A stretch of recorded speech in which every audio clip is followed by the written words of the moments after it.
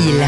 Merci d'être avec nous pour la suite de Culture Média. Dans un instant, le réalisateur Olivier Marchal nous rejoint. On est toujours avec Stéphane Salé-Dechoux, le patron du pôle divertissement du groupe RMC BFM. Et alors, je le disais, il y a le retour ce soir de votre marque phare, Top Gear France, une marque qui a souffert, on peut le dire, lors de la précédente saison, qui avait démarré très très fort avec le duo Villebrequin, qui a terminé un peu en catastrophe avec seulement 156 000 téléspectateurs. Un épisode qui était intitulé Ceux qui ont tout cassé.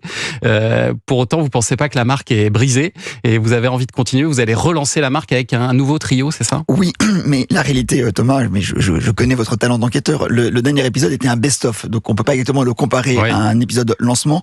La saison 9, l'année dernière, diffusée sur RMC Découverte, a affiché en moyenne 500 000 personnes en linéaire sur la télévision dite traditionnelle, auquel vous rajoutez 300 000 personnes qui nous regardaient en streaming et des dizaines de millions de vues sur l'ensemble des réseaux sociaux.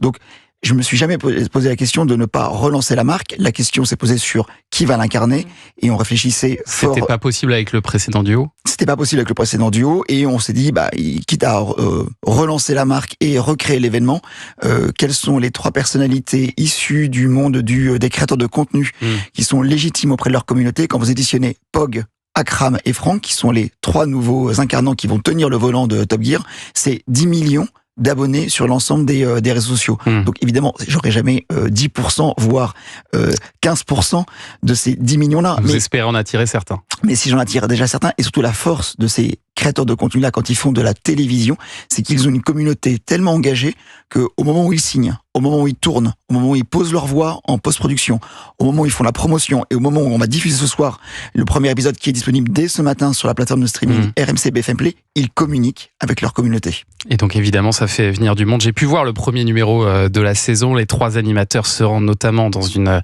base militaire près de Lyon pour tester un char Leclerc. Là, c'est du costaud. Vous avez voulu envoyer du bois dès le premier là. C'est du pur RMC Découverte. Clairement. Et alors, vous allez un petit peu plus loin dans le côté hybride justement entre la télé et YouTube, dans le montage déjà, dans le style. Et puis il y a aussi les défis de la communauté. Là, ce sont des fans de l'émission qui lancent un défi, si possible un peu dangereux, comme par exemple une course sans les freins.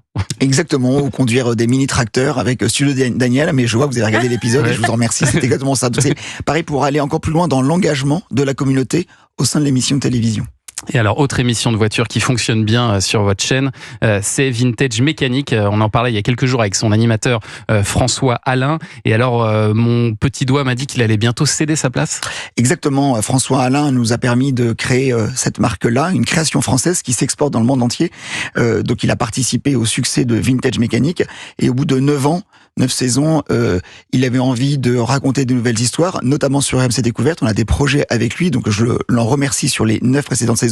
Et fort du succès de Top Gear avec des créateurs de contenu, on s'est posé la question de qui pouvait reprendre le volant de Vintage Mécanique. Et ce sera du coup un créateur de contenu qui a 1,5 million d'abonnés sur l'ensemble de ses réseaux, qui s'appelle Baptiste des Pilotes du Dimanche, qui sera le futur présentateur de Vintage Mécanique. Mais tout ça s'est fait en bonne collaboration avec François Alain, qui apparaîtra même la transmission de volant sera racontée dans le premier épisode diffusé en septembre prochain. Mais l'idée, c'est aussi de rajeunir la marque, du coup ? L'idée, c'est de faire un pont avec toute une communauté de passionnés, y compris de voitures anciennes, de youngtimers, qui n'a pas forcément l'âge de François Alain, et ça ne veut pas dire que François Alain ne pourra plus faire de télévision sur RMC Découverte, mais cette communauté-là, plutôt de moins de 30 ans, est très présente sur l'ensemble des réseaux et un peu moins présente en télévision. Or, Baptiste, il a une communauté très, très, très, très jeune et très engagée sur la mécanique. Et puis alors, Stéphane Salé-Dechoux, on a appris dimanche dernier que l'Arcom, le régulateur de l'audiovisuel, inflige à RMC Découverte une nouvelle amende de 100 000 € pour non-respect de sa convention. La chaîne est censée consacrer 75% de son antenne au documentaire. Vous êtes à moins de 50% ces dernières années.